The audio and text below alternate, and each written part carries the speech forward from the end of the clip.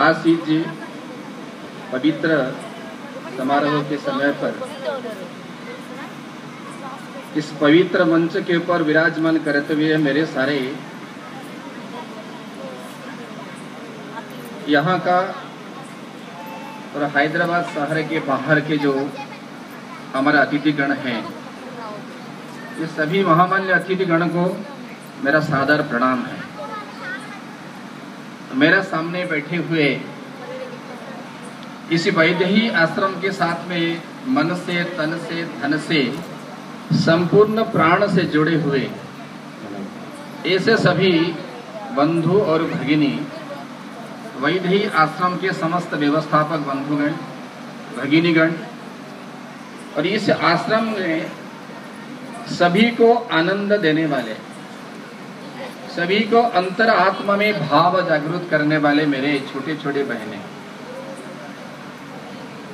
इस भगवान की सृष्टि में सभी को कुछ ना कुछ कर्म भगवान ने दे के भेजा है। इसी जगत में उन्होंने जिसी को भी सृष्टि किया उसको कुछ ना कुछ कर्म दिया है। जो कर्म दिया है उसको हमने अपने परिभाषा में, भारत की परिभाषा में, अपने संस्कृति की परिभाषा में इसको हम लोगों ने धर्म बोला है। उसको पालन करते हैं, कर्म करते हैं तो उसको धर्म बोलते हैं। जैसे उदाहरण है, मेरे सामने इतने बड़े बड़े वृक्ष खड़े हुए हैं, भगवान ने इस वृक्ष को काम किया दिया है, उसका धर्म क्या है? धर्म है सभी को सुशीतल, ऐसा शीतल छाया प्रदान करना, थोड़े थोड़े कोमल हवा में अपने आप को हिला करके सभी के पास में इस शीतल वायु का, हवा का स्पर्श दिलाना, जिस कारण से पथिक के लोगों के, प्राणियों के मन में आनंद होगा, थकावट दूर हो जाए। इसी प्रकार भूमि के नीचे एक छोटा सा कीड़ा रहता है जिसको हिंदी में केंचुआ बोलते हैं। उसको भगवान ने काम किया दिया है, उसको भगवान ने ऐसा काम दिया है, उन्होंने ऐसा कर्म किया है, इसी धरती को, इसी भूमि को अपने ताकत से, जिसको थोड़ा सा दबाने से उसका प्राण चला जाएगा, उसी प्रकार छोटा सा ऐसा केंचुआ इसी धरती को इतना उर्वर बनाती है जिस कारण से इसी धरती में रहने वाले सभी मनुष्य लोगों को अन्न मिलता है। उसी के कारण भिन्न भिन्न प्रकार का पदार्थ इसी धरती के अंदर से हम लोगों ने प्राप्त कर पाते हैं। ऐसा छोटा सा जीव को भगवान ने इतना सुंदर काम दिया है, लेकिन हम मनुष्य को भी इस प्रकार का कुछ काम दे के भगवान ने हमको इसी धरती पर भेजा है। वो काम क्या है? भगवान को मनुष्य ने प्रश्न पूछा, हे भगवान, मेरे को तो आप यहाँ पर भेजा है, लेकिन मैं क्या करूंगा, मेरे समझ में नहीं आता है। तो भगवान ने बोलता है कि मैंने मनुष्य के रूप में इसी धरती में जब जब जन्म लिया, मैंने जिस जिस प्रकार का काम किया, ऐसा ऐसा काम करना तुम्हारा धर्म है, कर्म है। तो इसी मनुष्य का काम क्या है?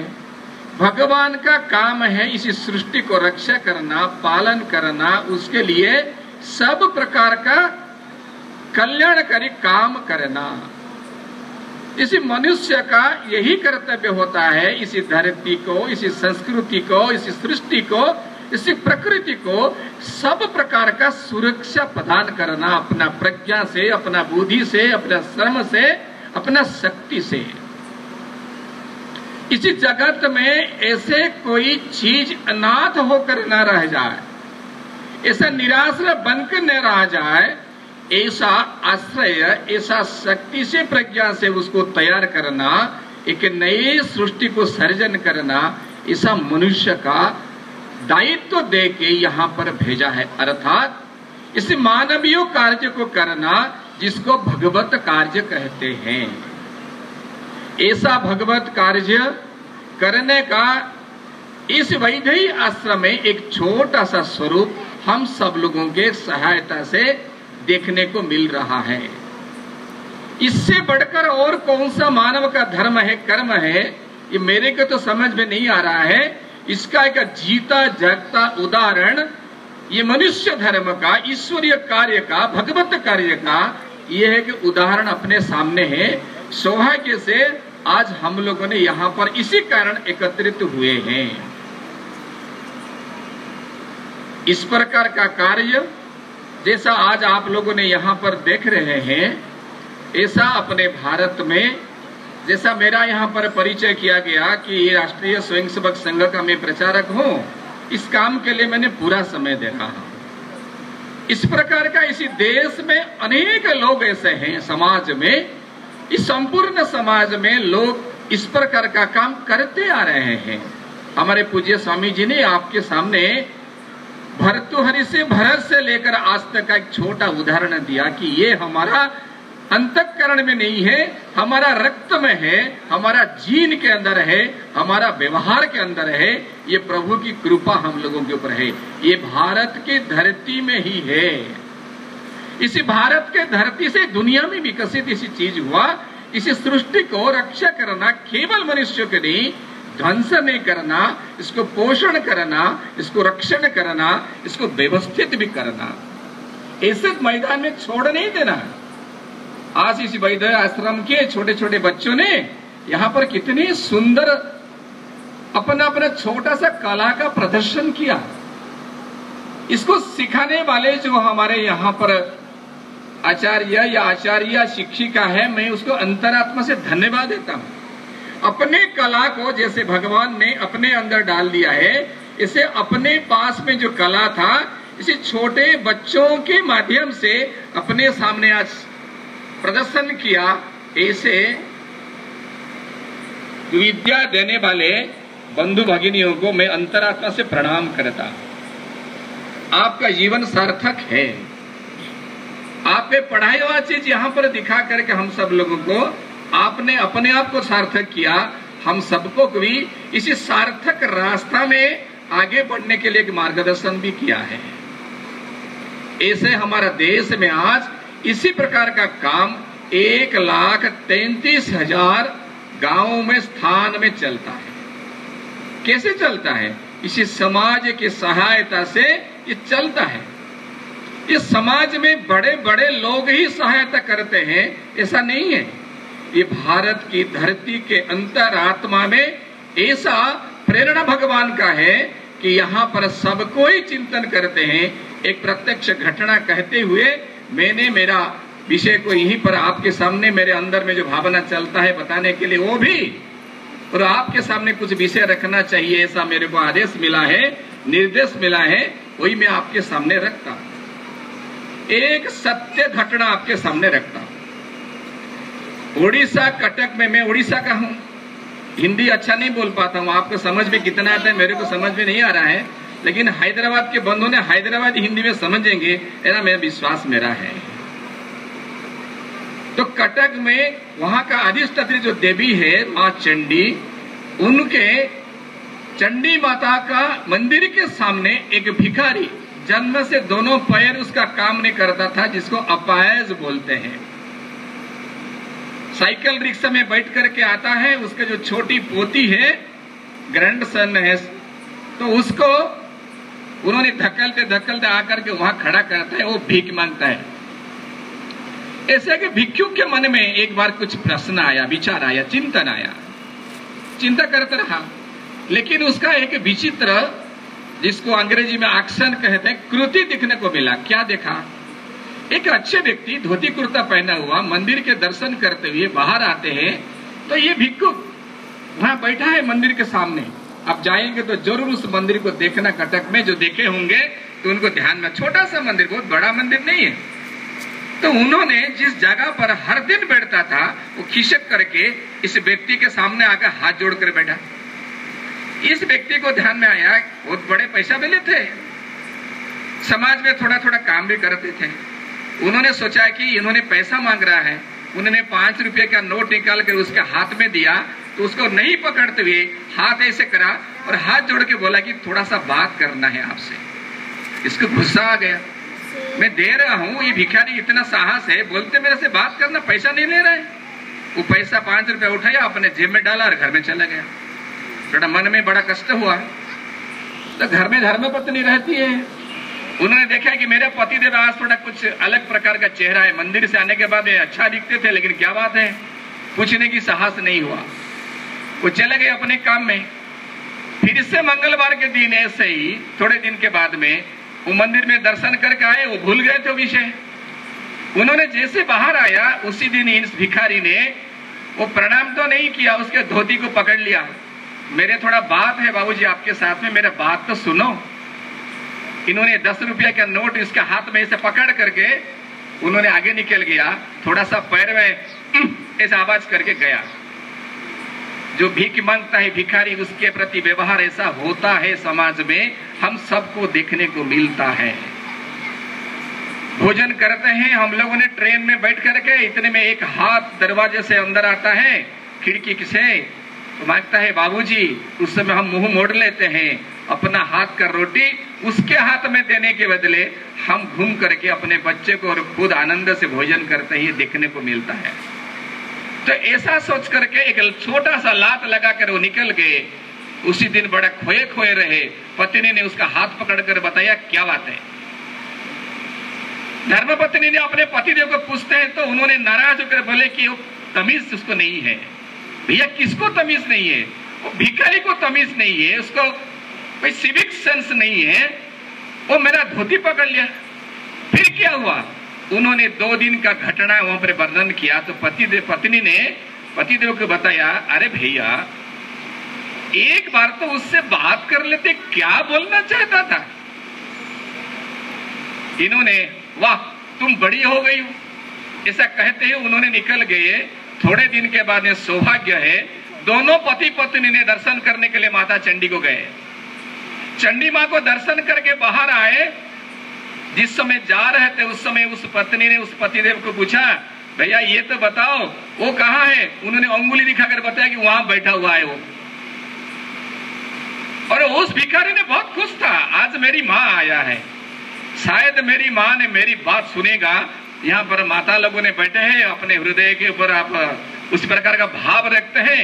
ये भिखारी को भी पता चलता है कि इसी देश में धरती में रहने वाली माँ के अंदर एक मातृत्व की भाव है, या एक प्रतीक यहाँ पर आप लोगों को दिख रहा है। तो उन्होंने उसी भिखारी ने आराम से अपने भजन करने लगा, कुछ नहीं बोला। गए जब अंदर बाहर से आए, दोनों ने अंदर से बाहर, उसने उस भद्र व्यक्ति के सामने नहीं आया, अपने माताजी के सामने घुटने से बल पर थोड़ा उठने की कोशिश किया तो गिर गया एक बार। माताजी ने हाथ पकड़ लिया। क्या बात है बेटा? आंख से 2 बूंद आंसू निकल करके बोलता है कि आपका जो पतिदेव है ना, इसे आदमी है कि क्या है, मनुष्य है कि क्या है? 3 बार मैंने इसको बोला कि मेरे बात थोड़ा सा सुनो, ये सुनने के लिए तैयार नहीं है। उस पत्नी ने उनके माता स्वरूप वहीं बैठ गई। कीचड़ था, अपने अच्छी साड़ी पहनी हुई है, कीचड़ लग जाएगा नहीं सोची, बैठ गई उसके पास में। उसके सिर पे हाथ लगाकर हाथ फेर करके बताते हैं, बेटा बोलो। आप कल्पना नहीं कर सकते उसी भिखारी के आयु से इस माँ ने कम से कम 20 साल उम्र में छोटी होगी। बोलता है बेटा बोलो, माँ का भाव वही होता है। उन्होंने बताया कि मैंने 10 साल से एक व्यक्ति को ढूंढ रहा था, मेरी मन की भाव को कोई पूर्ति कर सके, फिलअप कर सके। तो मैंने 10 साल से ढूंढ कर आपके पति को, हट्टा कट्टा 6 फुट का आदि को मैंने ढूंढ कर निकाला। ये मेरे को लात मार के 10 रुपया देके चला जाता है, सोचता है मैं भिखारी हूं ना, मेरे को 1 रुपया 50 पैसा देते हैं तो मेरे को 10 रुपया देके इसका मन शांति करते हैं, लात मार के निकल जाता है। इसको तो तमीज सिखाओ। इसको तो गर्म हो गया, लेकिन माता जी ने उसको शांत करते हुए, बात बेटा बोलो, तुम्हारा मन में क्या है, मैं हूं ना सुनने के लिए। उन्होंने बताया कि मैंने 10 साल से नहीं, कई दिनों से मन के अंदर एक भावना है कि एक जगन्नाथ जी का मंदिर में बनना चाहिए, मैं कुछ वहां पर अर्थ दान करूं। एक भिखारी हर दिन थोड़ा पैसा उन्होंने रोजगार करते, भीख मांगते हुए, भगवती भिक्षाम देहि कहते हुए, मन में संकल्प क्या है, कल्पना क्या है कि मैंने एक मंदिर के लिए दान करूंगा। पूरा मंदिर तो नहीं बना सकता, जो लोगों ने समाज में मंदिर बनाते हैं ऐसा व्यक्ति को मैं ढूंढ ढूंढ कर निकाला कि तुम्हारा पतिदेव ने समाज में ऐसा काम किया है, लेकिन मेरी बात नहीं सुनता क्योंकि मैं भिखारी हूं ना, मैं गरीब हूं ना, मैं अनाथ हूं ना, मेरा कोई नहीं है ना। ऐसा करके उन्होंने जब बताया, माता ने पकड़ लिया उसको, बोला कि बेटा क्या है। इतने में इसी अहंकारी पुरुष का अहंकार चूर्ण हो गया, वो भी वहीं पर बैठ गया, उसका पैर पकड़ लिया, बाबा बोलो क्या बोलते हैं। उन्होंने बताया कि मेरे पास में, मेरे जीवन भर में संचित मेरे पास में 1 लाख रुपया है, आप किसी मंदिर में मैं देना चाहता हूं, आप थोड़ा सा कुछ सहायता करें। उन्होंने हाथ जोड़ के प्रार्थना करके बताया, मैं आपके हाथ से ऐसा धन नहीं लूंगा। उसी समय देखने वाले उस भिखारी के सब भिखारी बंधु जो बाजू में थे वो पास में आ गए थे। उस भक्तों जो माता का दर्शन के लिए गए थे वो सब उलट करके इसके पास में खड़े थे, इस भिखारी के पास में। क्या बोलता है ये व्यक्ति, ये भारत का पुत्र है, भिखारी तो हो को अंतःकरण में भाव कैसा है। उन्होंने बताया कि आप अगले मंगलवार के दिन सवेरे 6 बजे मेरे घर पे आएंगे और मेरे घर में अगर देंगे आप तो मेरे बंधुओं के सामने देना पड़ेगा, और मैं कुछ मेरे बंधुओं को बुलाऊंगा, उनके सामने अगर आप देने के लिए कृपा करेंगे। कितने श्रद्धा की भाव है। कहां था ये, अंतःकरण में था, दबी हुई थी, एक छोटे सी वचन में बदल नहीं गया। उसके धर्म पत्नी की एक माता के व्यवहार से, थोड़ा सा व्यवहार से इस अहंकार पुरुष का, समाज का मन बदल गया, वो तय हो गया। वहां उनको स्वागत करने के लिए इस बंधु ने तैयार थे, अपने सभी साथियों ने वहां पर जमे हुए थे, परिवार के लोग आए थे। सबको इन्होंने क्या बताया, एक संत महात्मा मेरे घर में पधारने वाले हैं, आप लोग दर्शन के लिए 6 बजे आएंगे, वो 6:30 बजे तक रहेंगे, क्योंकि 6:30 बजे के बाद वहां पर भिक्षा शुरू उसका हो जाता था। मैंने आधा घंटा समय मांगा है, आप लोग आना।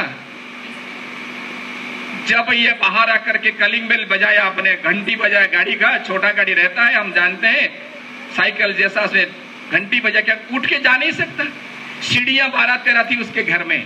दोनों पति पत्नी दौड़ कर आए, उनको उठा करके सोफा में जाकर बैठाया, फूल माला दिया, चरण धोया, चरण का चरणामृत उन्होंने पान किया। लेकिन बाकी जो बैठे थे वो खड़े हो गए। कहले जिसको हम लोगों ने 50 पैसा 1 रुपया पहले चौन्ने देते थे, चारण आता था पहला, अभी नहीं आता है, तो वो संत है।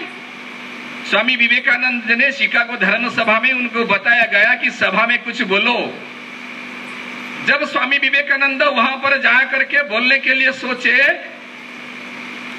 तुरंत गए नहीं, मन में आया कि क्या बोलूं, लेकिन बोलना पड़ा। जब खड़े होकर के वहां पर बोलने के लिए गए, उससे पहले सभा में बैठे हुए सारा संसार का, इसी धरती में जितने प्रकार का संप्रदाय धर्म है, ये सभी संप्रदायों के शीर्षक पुरुष वहां पर बैठे हुए थे। अमेरिका के बड़े बड़े लोग बैठे हुए थे, सब लोग उन्हें घृण्य चक्षु में देखते थे। 1200 वर्ष से पराधीन एक देश का व्यक्ति मेरे सामने पूज्य स्वामी जी बैठे हुए, ऐसे गहरी कपड़ा पहन करके, पगड़ी लगा करके, हमको क्या बोलेगा ये नौजवान। लेकिन जब उन्होंने थोड़ा सा संबोधन किया, तालियां वृष्टि हो गई। हम इस कहानी को सब लोग जानते हैं। केवल एक ही संबोधन में वसुधैव कुटुंबकम, ये संपूर्ण धरती एक ही परिवार है, इसको बता करके भारत के संस्कृति का परिचय दिया। उसी प्रकार में उस लोगों ने सोच रहे थे ये भिखारी क्या है, भीख मांग करके लोग बीड़ी पीते हैं, सिगरेट पीते हैं, शराब पीते हैं, ऐसा घृण्य चक्षु में भिखारी को देखते हैं। जैसे घृण्य चक्षु में भारत के लोगों को विदेश के लोगों ने देख रहा था। विवेकानंद के बाद में देखने की किसको साहस नहीं हुआ।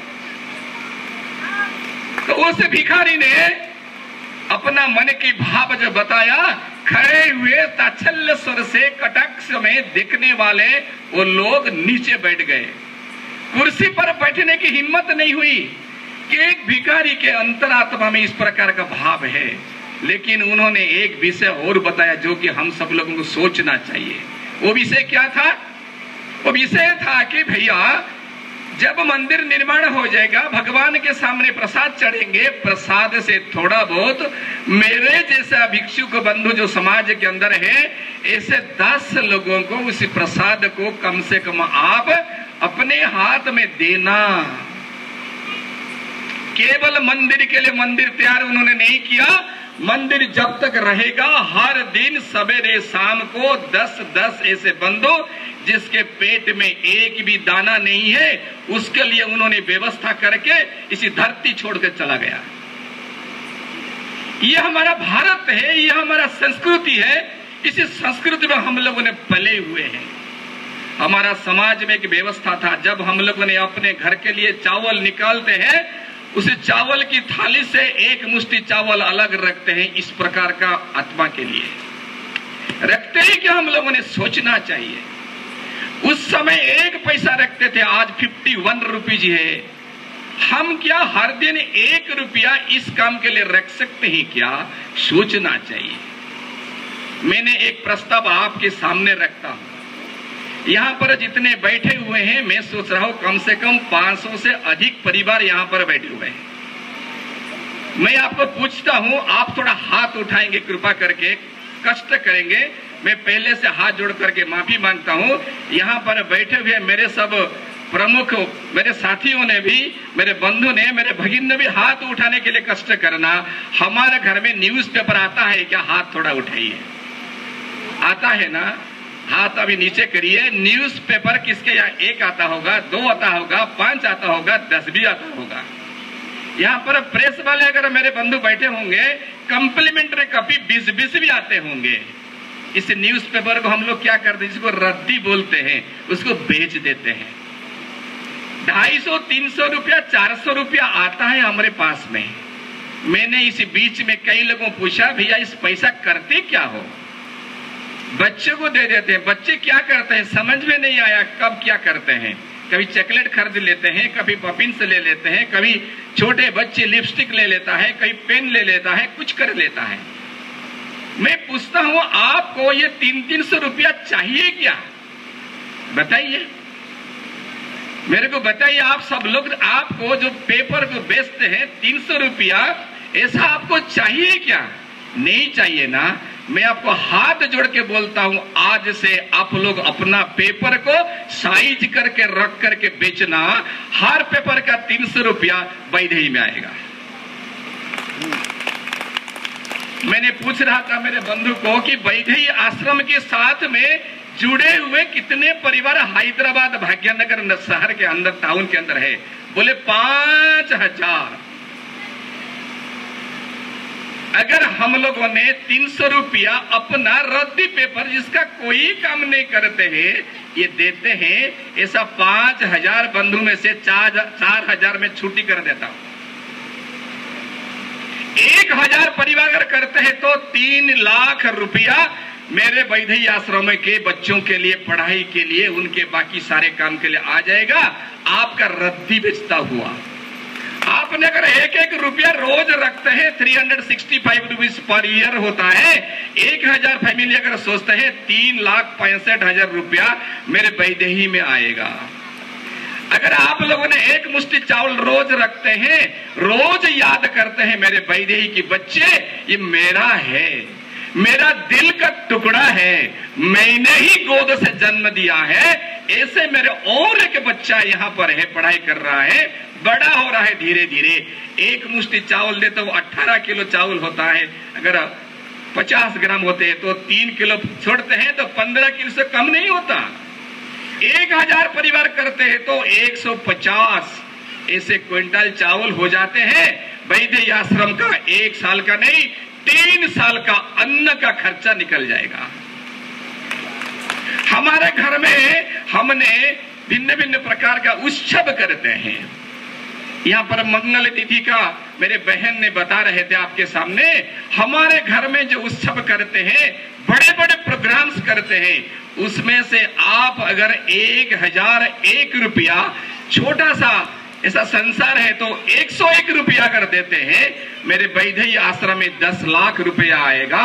कोई भी अपना संतान बीटेक डॉक्टर से कम नहीं पढ़ सकता, मैं गारंटी आपको देता हूं। ऐसा छोटा छोटा हम लोगों ने उपक्रम करे, अगर इसी देश के रक्त में, खून में, जीन में, भिखारियों की अंतरात्मा में इसी समाज के लिए चिंता करने के लिए है, तो हम सब लोगों ने भी कर सकते हैं। छोटा उपक्रम से इसी धरती में, भारत की धरती में एक भी बच्चा, एक भी बच्ची अनाथ नहीं हो सकता। हम उसके पेरेंट हैं, हम उसके पिता माता बन करके ऐसे आश्रम में बाकी ऐसा व्यवस्था बना करके इसी भारत धरती को दुनिया के सामने खड़ा कर सकते हैं। हमारा देश में एक भी ऐसे अपायज व्यक्ति, ऐसे दरिद्र व्यक्ति, भिखारी का फोटोग्राफ लेकर के विदेशी की तत्व विदेश में हमारा ईमान को बेचने के लिए साहस नहीं कर सकता। इसलिए ये सेवा के अंदर शुरू हुए हैं। बंधुगण, मैं थोड़ा समय ज्यादा आपसे लिया, मेरा प्रार्थना है अपना हृदय को थोड़ा बड़ा करें, मन को थोड़ा बड़ा करें, ईमानदारी से इसी देश के लिए, समाज के लिए हम लोग करें। स्वामी जी बता रहे थे, इस प्रकार का काम जो करता है अपने को छोड़कर दूसरे करता है, मोक्ष के रास्ता सीधा देखती है। यही भगवान के अवतार ने हर जगह पर, हर समय पर किया है, हर अवतार में किया है। इस मोक्ष की रास्ता को हम देखें। देश हमें देता है सब कुछ, हम भी तो कुछ देना सीखें।